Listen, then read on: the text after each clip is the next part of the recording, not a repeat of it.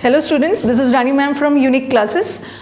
और चलो आज का मैंने स्टूडेंट्स का कमेंट बॉक्स में कमेंट्स देखा, बहुत सारे स्टूडेंट्स टेंस की भी डिमांड कर रहे हैं। टेंस का तो एक वीडियो हुआ है और परेशान नहीं होना, आगे भी वीडियो जारी रहेगा, ठीक है। अभी एग्जाम्स को ध्यान में रखते हुए काफ़ी बच्चों ने कमेंट्स किया है कि मैम कुछ प्रीवियस पेपर सॉल्व करवा दीजिए, ठीक है। तो आज मैंने सेंटेंस इंप्रूवमेंट उठाया हुआ है, ठीक है। और जितने भी सेंटेंस इंप्रूवमेंट के सेंटेंसेस दे रही हूँ वो सारा आपके एग्जाम्स में आया हुआ है, या 2016 के पेपर में आया है, कुछ हमारा CGL प्री का है, कुछ मेंस का है, कुछ हमारा CHSL का है, ठीक है। और सेंटेंस इंप्रूवमेंट में भी मैंने थोड़ा सा अलग अलग सेंटेंसेस लिया है जहाँ पे बच्चों को कन्फ्यूजन हो, ठीक है। कभी कभी बच्चों को लगता है कि दोनों ऑप्शन तो हो सकता है, बट उसमें हमें करना क्या है कि अगर दो ऑप्शन आपको लगता है दोनों तो हो सकता है, उसमें सबसे सटीक, सबसे उपयुक्त ऑप्शन को चुनना है, ठीक है। चलो सेंटेंस इंप्रूवमेंट करते हैं। और अभी जितने भी मैं आपको क्लोज टेस्ट भी डाल रही हूँ, ठीक है, सारा प्रीवियस पेपर ही है। और ये सेंटेंसेस ऐसा नहीं है कि मैंने बनाया हुआ है, ये सारा आपका प्रीवियस पेपर का ही है, ठीक है। He began on a new business, ठीक है, उसने एक नया बिजनेस स्टार्ट किया। बिगैन है और बिगिन का ही पास्ट, बिगिन का ही पास्ट, बिगिन का पास्ट बिगैन है। और एक वर्ड है हमारा बिगन, बिगन हमारा वर्ब का थर्ड फॉर्म है, ठीक है। जो हमने, अगर अपने डिस्क्रिप्शन पे आप जाके देख सकते हो, एक वीडियो में मैंने वर्ब को डिस्कस किया है, वर्ब के फॉर्म्स को, ठीक है, V1 V2 V3 डिस्कस किया है। और उसमें हमने किया है बिगिन, बिगैन, बिगन। तो बिगन तो सेंटेंस में तभी आएगा ना जब उसके पहले हैज़ हैव हैड लगाओ, या पैसिव में है तो इज एम आर लगाओ। बट यहाँ तो इसके पहले ना इज एम आर लगा है ना हैज़ हैव हैड लगा है, इसका मतलब है कि बिगन तो ऑप्शन में हो गई। ओके, अब आ जाओ। अब आपके दिमाग में आएगा कि वो न्यू प्रोजेक्ट, न्यू बिजनेस को बिगैन भी तो कर सकता है, वो न्यू पोस्ट। और ये देख लो, ऑप्शन को छाटो, तब आपका काम और भी इजी हो जाएगा, ठीक है। Try to eliminate the option, सीधा आंसर पे मत जाओ, ऑप्शन छाट लोगे, कम से कम आपका ऑप्शन हो जाएगा, फिर आंसर चुनना ईजी हो जाएगा। ही ओपनड अ बिजनेस, हम बिजनेस को ओपन नहीं करते। बिजनेस कोई चीज़ नहीं है, कोई बॉक्स नहीं है जो खोल रहे हो, ठीक है। शॉप्स को ओपन कर सकते हो, कोई फिजिकल चीज़ है, शॉप, दुकान वगैरह खोल सकते हो, बट बिजनेस को हम ओपन नहीं करते। ओके, शॉप, कोई नया दुकान खोल सकते हो, ओपन भी नहीं होगा, बिगन भी नहीं होगा। अब है इम्बार्क।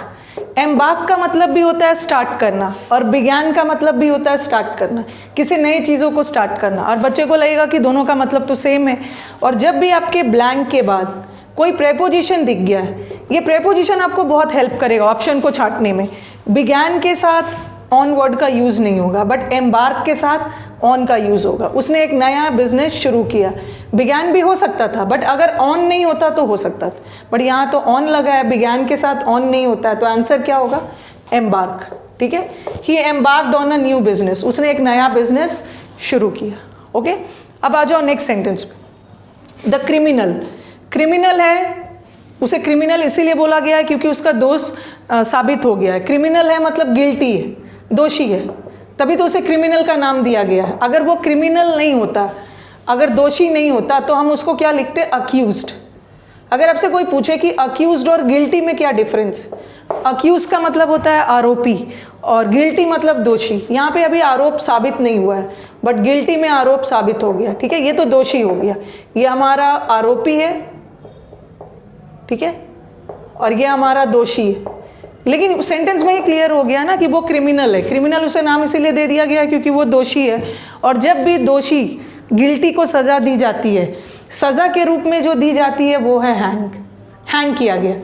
किल, क्रिमिनल को कोई किल नहीं करेगा। किल तो बिना दोषी वाले लोग को भी आप कर सकते हो, किसी को भी किल कर सकते हो। मर्डर भी किसी का भी कर सकते हो, ठीक है, किसी का भी मर्डर हो सकता है, किसी का भी किलिंग हो सकता है। बट कोई दोषी है और उसे जब सज़ा दी जाती है तो उसे हम बोलते हैं हैंग। हैंग का मतलब है फांसी देना, इसे देखा होगा ना, हैंग टिल डेथ, फांसी दी जाती है, ठीक है। और हंग इसलिए नहीं होगा, हंग हम फांसी के सेंस में नहीं यूज़ करते। हंग हम जनरली कपड़े वगैरह लटकाना, ये मैंने आपको डिस्क्रिप्शन पे देखना V1 V2 जो किया है उसमें इसको बहुत डिटेल में डिस्कस किया है। फोटो वगैरह दीवार पे लटकाते हो, उसके लिए हंग होता है, बट फांसी लटकाने के लिए क्या है? हैंग। तो क्रिमिनल को मर्डर नहीं किया गया, किल नहीं किया गया, सज़ा दी गई, और सज़ा के रूप में फांसी दी गई। फांसी इन द हैंग किस सेंस में होता है? पनिशमेंट। ओके, अब आ जाओ। 12 वर्कर्स वर किल्ड। ओके, 12 मजदूर मारे गए। ठीक है। ट्रेड यूनियंस, मजदूर यूनियंस के बीच में झगड़ा हो रहा था, उसमें 12 मजदूर मारे गए। अब आपके दिमाग में आएगा कॉन्फ्लिक्ट, कॉन्फ्लिक्ट भी तो झगड़ा है, क्वारल भी झगड़ा है, क्लैश भी झगड़ा है, कन्फ्रंटेशन भी झगड़ा है, सबका मतलब तो झगड़ा है। और आप एग्जाम में कंफ्यूज होने लगोगे कि सबका मतलब तो झगड़ा है, कोई भी ऑप्शन हो सकता है, बट बारीक सा डिफरेंस है, ठीक है। कॉन्फ्लिक्ट का मतलब होता है ना डिस्प्यूट, जब आपके विचारों में, दो लोग के विचार में जब मतभेद हो रहा है, ठीक है, जब दो लोग के विचार, व्यूज और ओपिनियंस नहीं मिल रहे हैं, तो उसके लिए हम क्या लगाते हैं, कॉन्फ्लिक्ट। कॉन्फ्लिक्ट में कोई फिजिकल हिंसा नहीं होती है, सिर्फ विचारों में मतभेद है। क्वारल, क्वारल में भी आप लड़ाई झगड़ा कर रहे हो, बट फिजिकली हाथापाई नहीं हो रही, कोई मुठभेड़ नहीं हो रहा है, ठीक है। क्वारल में भी सिर्फ बातों से लड़ाई झगड़ा। और कन्फ्रंटेशन का मतलब क्या है, कन्फ्रंटेशन का मतलब भी होता है आमना सामना, ठीक है, दो लोग के बीच आमना सामना हो रहा है, बट फिजिकल कोई मारपीट नहीं हो रही है। तो यहाँ पे देखो लिखा है 12 लोग मारे गए, 12 लोग मारे गए, कुछ हिंसा वाली चीज़ हुई होगी ना, कोई हिंसात्मक घटना हुई होगी, कुछ मुठभेड़ हुआ होगा, उसमें 12 लोग मारे गए। बात विवाद में तो लोग नहीं मारे जाएंगे, क्वारल, आपसी झगड़ा, छोटे मोटे झगड़ा, वाद विवाद वाला, वहाँ भी नहीं मारे जाएंगे, आमना सामना में भी लोग नहीं मारे जाएंगे। Answer is clash. क्लैश में हिंसा होती है, ओके, दो लोग के बीच में फिजिकल हिंसा होती है, हिंसा मुठभेड़ में दो लोग मारे गए, तो ultimately the answer is clash. Next sentence पे आ जाओ। द इंसिडेंट, ये घटना मेरे ऊपर एक छाप छोड़ गया, मेड अ डीप, ठीक है। डीप का मतलब भी एक, पहले अपना ऑप्शन छाटो, डीप इंप्रेशन, इंप्रेशन का मतलब है प्रभाव, इस घटना ने मेरे ऊपर एक बहुत गहरा प्रभाव छोड़ा। स्लाइड तो नहीं होगा क्योंकि डीप का सेंस जा रहा है, बहुत स्लाइट इंप्रेशन नहीं है, डीप की बात हो रही है यहाँ पे, तो ये भी हटा। राउंडेड तो आकार के सेंस में, ये भी नहीं होगा। अब आपके दिमाग में आएगा कि डीप भी हो सकता है, डीप का मतलब भी तो गहरा है, और प्रोफाउंड का मतलब भी गहरा है, बट डीप हम जनरली फिजिकल चीज़ के लिए भी यूज़ कर सकते हैं, जैसे नदी बहुत गहरा है, ठीक है, नदी का पानी बहुत डीप है, नदी बहुत गहरा है, तो डीप हम फिजिकल सेंस में यूज़ कर सकते हैं, गहरा के सेंस में। बट कोई भी चीज़ का असर बहुत गहरा है, कोई भी चीज़ का प्रभाव, कोई भी चीज़ का इफेक्ट बहुत गहरा है, तो उसके लिए हम क्या यूज़ करते हैं, प्रोफाउंड। तो ये घटना ने उसके ऊपर बहुत गहरा असर छोड़ा। गहरा असर मतलब इस घटना का प्रभाव, ओके, इस घटना का इफेक्ट उसके ऊपर ज़्यादा था।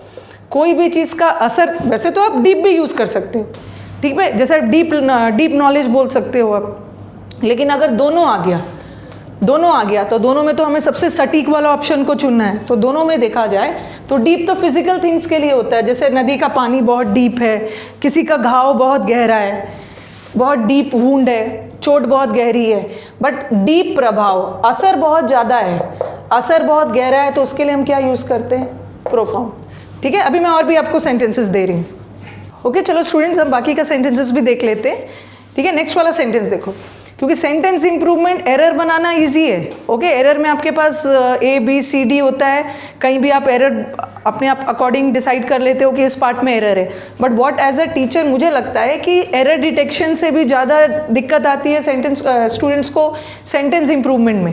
सेंटेंस इंप्रूवमेंट में होता क्या है कि हमारे पास 4 ऑप्शन है, ठीक है, और हमें उसमें से सबसे अप्रोप्रिएट ऑप्शन को चुनना है। एरर में तो सिर्फ आप एरर टिक कर देते हो, और इम्प्रूवमेंट में हमें गलती भी निकालनी है और साथ में सही वाला चुनना भी है। और और अभी तो जितने भी एग्जाम्स हो रहे हैं ना, ऑप्शंस इतने क्लोज आ रहे हैं कि बच्चों को दिक्कत हो जा रही है कि दोनों में से कौन सा चुनना है, ठीक है। तो वो आप तो थोड़ा कॉन्टेक्स्ट देखते हुए डिसाइड करोगे कि सबसे सटीक कौन सा होगा, सबसे अप्रोप्रिएट कौन सा होगा, ओके। चलो आ जाओ। The police have noted a complaint against him, police ने उसके खिलाफ कंप्लेन नोट किया है। अब आपके दिमाग में ये भी आएगा कि पुलिस स्टेशन जाते हैं तो पुलिस कंप्लेन नोट करते हैं, लेकिन डिफरेंस है। नोट का मतलब होता है ना ध्यान देना, नोटेड का मतलब होता है नोटिस करना, ठीक है। नोटेड, जैसे आप नोट करते हो ना, नोट्स वगैरह नोट करते हो, लिखते हो, तो वहाँ पे हम नोटेड ना बोल के नोट डाउन बोलते हैं। नोट डाउन का मतलब होता है लिखना, राइट करना। ये आपके दिमाग में आएगा कि पुलिस स्टेशन गया और कंप्लेन लिखवाया, तो लिखवाने का सेंस तब होता है ना जब यहाँ पे डाउन होता है। नोट डाउन का मतलब होता है लिखना, ठीक है, नोट डाउन। नोट डाउन करो, नोट्स को नोट डाउन करो, इसका मतलब क्वेश्चंस को नोट डाउन करो, इसका मतलब है क्वेश्चंस को लिखो। बट यहाँ पे डाउनवर्ड नहीं है, अकेला नोटेड है। किसी को आप नोट कर रहे हो मतलब उसे ध्यान से वॉच कर रहे हो। तो पुलिस यहाँ नोट तो नहीं कर रहा है, वॉच तो नहीं कर रहा है। अगर डाउन होता तो ये हो भी सकता था। तो आंसर हमारा नो इम्प्रूवमेंट तो होगा नहीं, क्योंकि नोटेड क्वेश्चन में ये गलत है, नो इम्प्रूवमेंट होगा नहीं। What is the police receive? Receive का मतलब है कोई चीज़ को प्राप्त करना, और कोई भी कंप्लेन लिखवाने फिजिकली जाएगा ना वहाँ पे, पुलिस ने कंप्लेन प्राप्त नहीं किया, पुलिस ने कंप्लेन दर्ज किया। अब आपके दिमाग में आएगा कि लॉज, कंप्लेन को हम लॉज भी करते हैं, दोनों का मतलब होता है दर्ज करना, लॉज करना और रजिस्टर करना, बट दोनों में डिफरेंस है, ठीक है। कंप्लेन को हम रजिस्टर भी कर सकते हैं और कंप्लेन को लॉज भी कर सकते हैं। लेकिन अगर हम शिकायत करने जा रहे हैं ना, पुलिस के सामने अपना कंप्लेन दर्ज करवाने जा रहे हैं, तब क्या करेंगे? लॉज, ठीक है। जो शिकायती है, जो शिकायत करने वाला व्यक्ति है, जो अपना शिकायत दर्ज करवाएगा वो लॉज करेगा, बट पुलिस लॉज नहीं करेगा। पुलिस तो कंप्लेन को रजिस्टर करेगा, ठीक है, ऑफिशियली रजिस्टर करेगा, अपने रजिस्टर में लिखेगा। तो आंसर क्या हो गया? शिकायत करने वाला व्यक्ति कंप्लेन को लॉज करता है, बट पुलिस दर्ज करता है, रजिस्टर होगा। ओके, अब नेक्स्ट सेंटेंस पे आ जाओ। He was caught red handed, उसे रंगे हाथों पकड़ लिया गया, उसकी चोरी पकड़ी गई, ठीक है, दोषी साबित हो गया। But he refuse the charges, but जो भी इल्ज़ाम लगा हुआ है उसने मना कर दिया। अब एक दो चीज़ को ध्यान रखना होगा स्टूडेंट्स, ये बच्चों को थोड़ा परेशान करता है। ध्यान रखना इन द सेंस कि ये जो वर्ड है, ये देखो, एक वर्ड होता है रिफ्यूज, एक वर्ड होता है डिक्लाइन, एक वर्ड होता है refute, and then you have the word deny. ये सारे वर्ड्स ना बारीक बारीक सा डिफरेंस है। एक आप डिसओबे भी डाल सकते हो, ठीक है, डिसओबे, ये तो थोड़ा सा अलग वर्ड है। रिफ्यूज का मतलब क्या होता है? रिफ्यूज का मतलब है मना करना। डिक्लाइन का मतलब होता है रिजेक्ट करना, ठीक है। जैसे किसी के ऑफर वगैरह को आप डिक्लाइन कर सकते हो। और वैसे तो डिक्लाइन का दो मतलब होता है, एक डिक्लाइन का मतलब होता है रिजेक्ट करना, और एक डिक्लाइन का मतलब डिक्रीज। जो मैंने आपका वीडियो शुरू किया था ना, उसका सीरीज, जैसे एक वर्ड के दो तीन मीनिंग हो सकते हैं, उसमें मैंने आपको डिक्लाइन किया हुआ। डिक्लाइन का मतलब रिजेक्ट भी होता है, मना करना, और डिक्लाइन का मतलब कम होना। जैसे the declining prices, price decline हो रहा है, मतलब प्राइस में डिक्रीज हो रही है, गिरावट आ रही है। और एक डिक्लाइन, किसी के ऑफर वगैरह को डिक्लाइन कर रहे हो, रिजेक्ट कर रहे हो। ये रिफ्यूज का मतलब है मना करना, किसी चीज़ को रिफ्यूज कर दिया आपने, कोई काम को करने से रिफ्यूज कर दिया, ठीक है। अब आपके पास आया है रिफ्यूट। ये जो रिफ्यूट और डिनाई है, दोनों का मतलब होता है खंडन करना,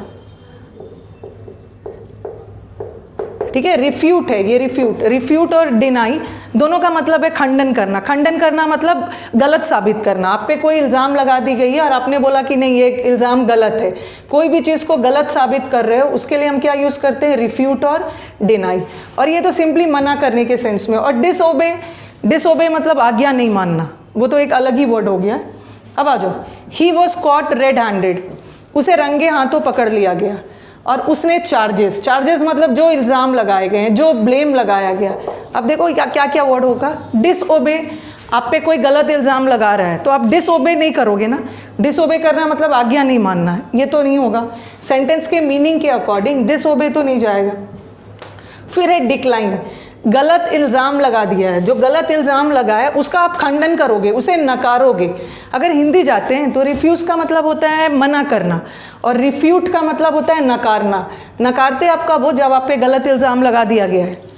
तो यहाँ पे उसे रंगे हाथों पकड़ा गया, बट फिर भी उसने खंडन किया कि मैंने ये काम नहीं किया, तो रिफ्यूज़ नहीं होगा। डिक्लाइन भी नहीं होगा। डिक्लाइन का मतलब तो रिजेक्ट, किसी व्यक्ति को, किसी ऑफर को रिजेक्ट करते हो, बट गलत इल्ज़ाम लग गया, उसके लिए क्या यूज़ करोगे? रिफ्यूट।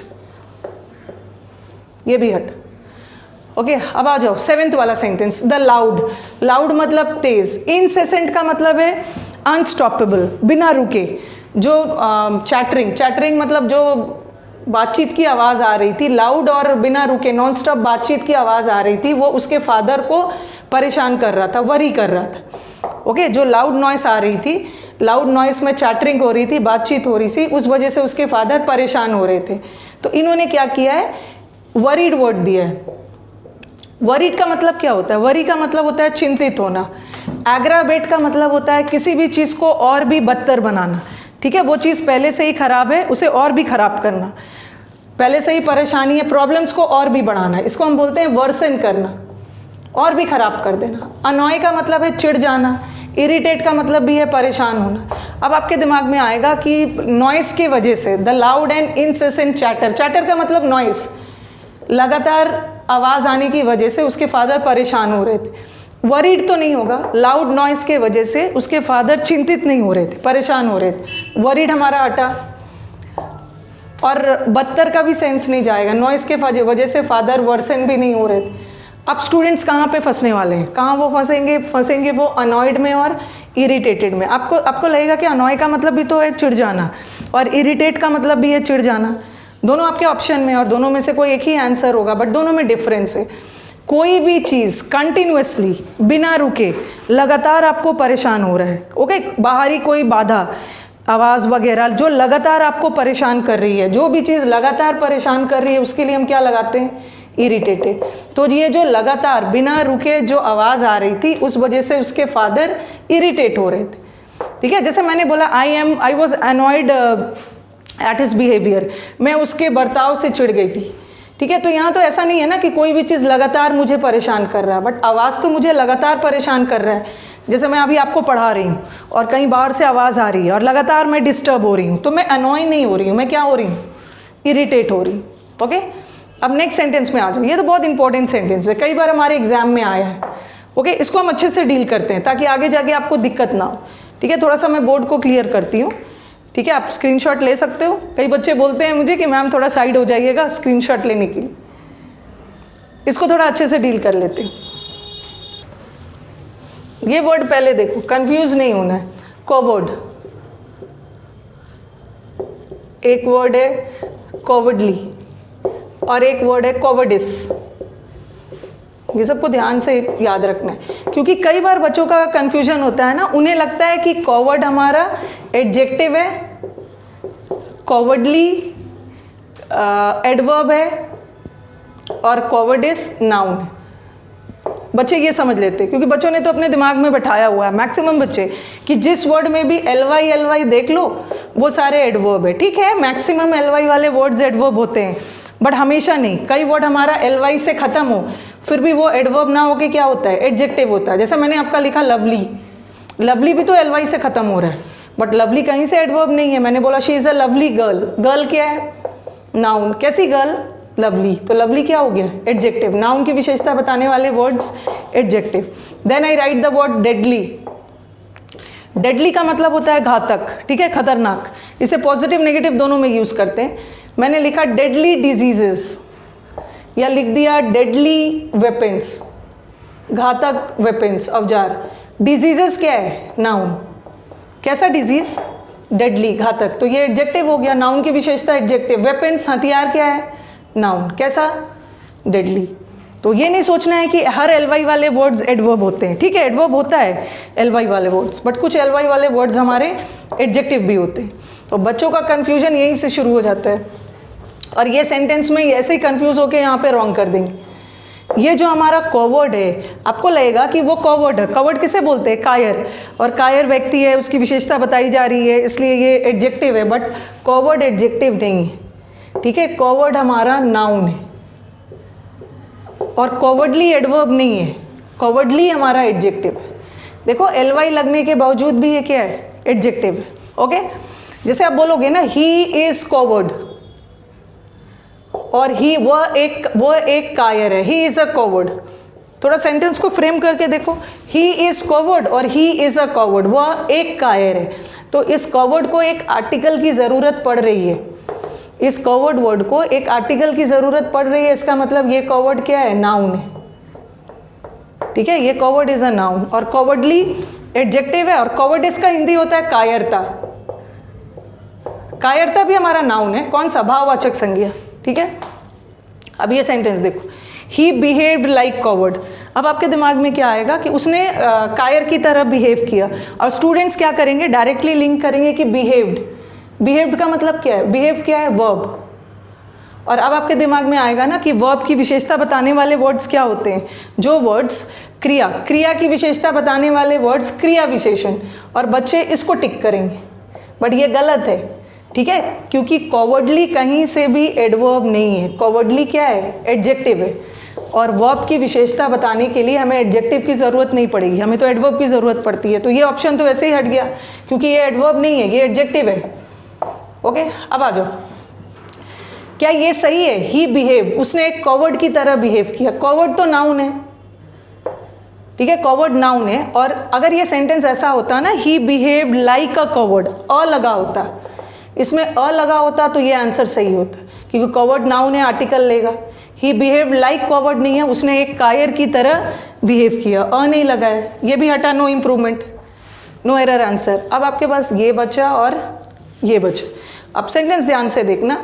खैर ये अभी तक मैंने आपको ये पढ़ाया नहीं है, लेकिन अगर कुछ स्टूडेंट्स ने पहले पढ़ा होगा तो आपने एक सेंटेंस पढ़ा होगा जिसको हम बोलते हैं इमेजिनरी सेंटेंस, सपोजिशनल सेंटेंस। जैसे आप बोलोगे ना कि काश मैं इंडिया का प्राइम मिनिस्टर रहता। सपोजिशनल सेंटेंस में हम ऐसा यूज़ करते हैं ना, ऐसा सेंटेंस जहाँ पे आप कोई चीज़ इमेजिन करते हो कि काश मैं एक बर्ड होता। इफ़ आई वॉज, आप वो है नहीं, बट आप वो इमेजिन कर रहे हो कि काश ऐसा होता। इफ़ आई वॉज या if I were a bird, अगर मैं बर्ड होता तो मैं उड़ता। तो सपोजिशनल सेंटेंस में क्या आता है? वर। इमेजिनरी सेंटेंस में हम वर का यूज़ करते। ये सेंटेंस देखो, ऐसा बिहेव किया जैसे कि वो एक डरपोक हो। ओके, वो डरपोक नहीं है, हम मान रहे हैं कि जैसे कि वो डरपोक हो। ये भी ऑप्शन हो सकता था, बट यहाँ पे अगर वर होता, आपके दिमाग में ये आएगा कि ही के साथ वर कहाँ से हो गया? ही के साथ तो वॉज लगता है, ही सिंगुलर है, वॉज आना चाहिए, बट यहाँ पे वर होगा। इसके भी हम डिस्कशन करेंगे, ठीक है, जब हम टेंस पढ़ेंगे उसमें डिस्कशन करेंगे। सपोजिशनल सेंटेंस में हम जनरली किसका यूज़ करते हैं? वर का। If I were the prime minister, if I were a king, तो ये भी नहीं होता, ये भी नहीं होगा, ठीक है। वर होता तो हो भी सकता, ये भी नहीं होगा। अब हमारे पास बचा कॉवर्डली। अब आपके दिमाग में आएगा कि इन्होंने मैनर वर्ड कहाँ से ला दिया? मैनर वर्ड को क्यों लाया है? क्योंकि कॉवर्डली को एडजेक्टिव बनाने के लिए इसने मैनर का यूज़ किया। मैनर का मतलब क्या है? मैनर इस तरीका, तरीका। मैनर क्या है? नाउन। कैसे मैनर में बिहेव किया उसने? कॉवर्डली मैनर में। तो यहाँ कॉवर्डली हमारा एडजेक्टिव हो गया। इसको एडजेक्टिव बनाने के लिए ना, कॉवर्डली एडवर्ब नहीं है, ठीक है, एडजेक्टिव है। एडजेक्टिव बनाने के लिए इन्होंने बाद में एक नाउन डाल दिया। ओके, कायर की तरह बिहेव किया। तो होपफुली आपको ये समझ में आ गया होगा। आने वाले सीरीज़ में मैं आपको और भी सेंटेंस इंप्रूवमेंट ला के दूंगी, और सेंटेंस इंप्रूवमेंट में इजी वाला नहीं करेंगे, कुछ यूनिक वाला करेंगे जहाँ पे आपको दिक्कत आती है, ठीक है। अगर आपको वीडियोस पसंद आए तो do like it and share it among your friends. आगे आई अश्योर यू पीपल कि और भी आपको क्वालिटी कंटेंट मिलेंगे। चलो अब मिलते हैं नेक्स्ट सेशन में। Thank you.